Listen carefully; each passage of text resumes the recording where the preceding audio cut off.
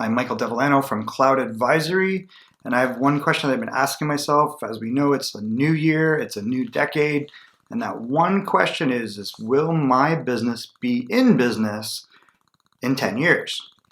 And I think it's a relevant question for a few reasons, but it's a question that maybe you've been asking yourself, or maybe you've just not been thinking about it.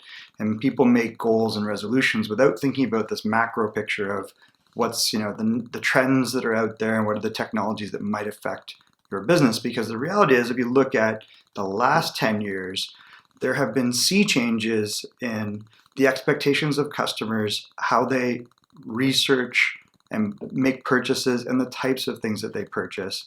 And there's things that 10 years ago, frankly, were just beginning and are now kind of commonplace. And an example of that would be the dominance of Amazon. Another example of that would be the dominance of Facebook and Google in advertising, right, away from more traditional means.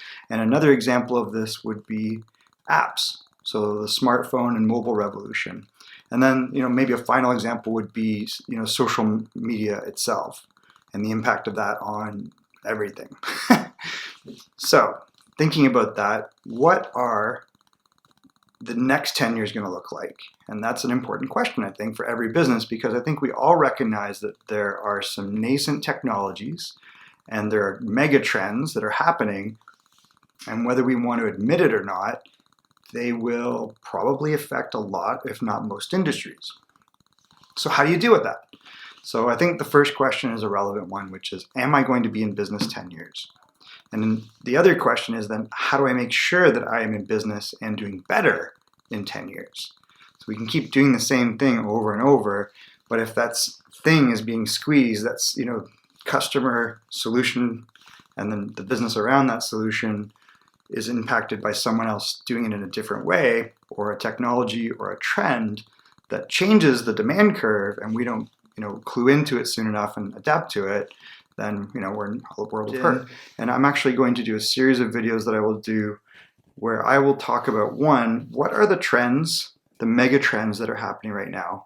What are the technologies that are going to impact your industry and other industries? How do you come up with a plan so that you have a realistic shot at capitalizing on those changes as a result of the mega trends and the technologies?